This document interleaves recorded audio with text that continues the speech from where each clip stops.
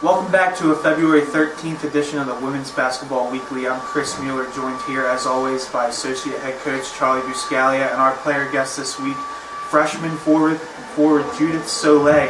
Thanks to the both of you. Coach, a pretty good week for the team. Went 2-0 in a stretch with a double overtime victory over St. Francis Brooklyn and a convincing win over Sacred Heart. What did you see in those two games? What positives did you like from the squad? Well, first with St. Francis of Brooklyn, it was a hard-fought win. And St. Francis of Brooklyn played a very tough game, and we played a tough game. I think we matched blow for blow the whole way. The game was never comfortable in their favor or in our favor. Very rare where you see a game where it was tied at the half, tied after regulation, and then tied after obviously the first overtime to go into a second overtime. So that was about as even of a slug match you'll ever see. And we made some big plays down the stretch. And I was very happy with the way we responded, especially down the stretch, making big shots. You know, that play where Janae Brown went the length of the floor in 4 seconds and got the shot off with well enough time. I think the ball was actually going in the basket when the buzzer went off. For her to get down the floor that fast and have the confidence and the desire to get there and make that shot as a freshman, I thought that was a great moment for her. So there was a lot of great things to take out of that St. Francis of Brooklyn game. We didn't play a perfect game, but we came up big down the stretch, and we continued to fight no matter what they did to us or what we did to them. It was a great matchup. Sacred Heart, I thought, came out and really jumped out on us. And the positive that I would take away from that game is we were down 12 points early, very early. They got off to a hot start. They weren't missing from the outside.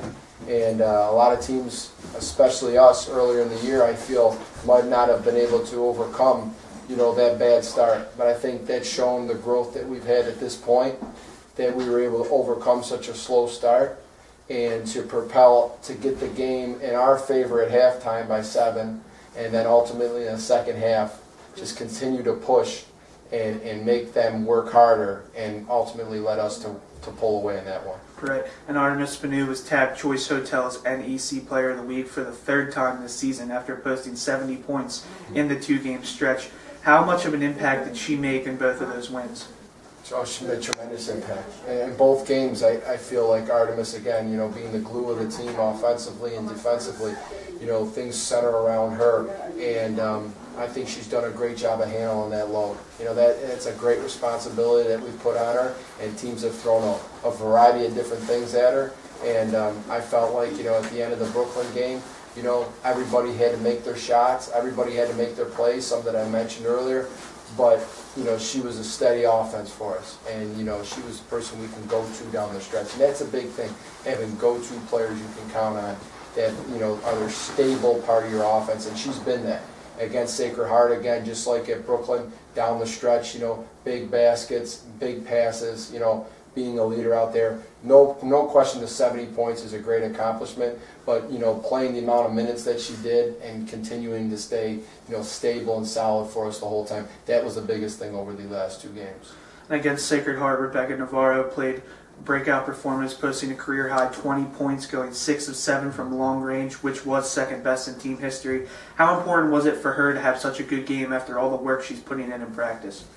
I think it's very important. I think as long as she uses it correctly. This was a great game for her. I thought she did more than just shoot. She got beat on defense a little bit, and that's been her struggle, has been defensively, but she's working harder. We've made strides with that, and she's rebounded a little bit, So, in the game she shot really well. It's a great moment for her to break out with the scoring. We always knew Rebecca can shoot. I've always said it, whether Rebecca was 1 for 5 in our interviews, whether she was 2 for 6, whether she was 4 for 4. I always said Rebecca Navarro is a shooter. She can shoot the ball. That's her natural talent. It's the other things that we got to have her do that she's coming in doing in strides now, and she's making an effort to. And that's what's got her out there to get the minutes on the floor, to give her the opportunity to have that game. So, continuing to shoot that well is going to be a big positive for us. You always need someone that's going to consistently knock down the jumper. As long as she continues to grow as a player, as a coach, I'll be able to feel comfortable with putting her out there in those big spots.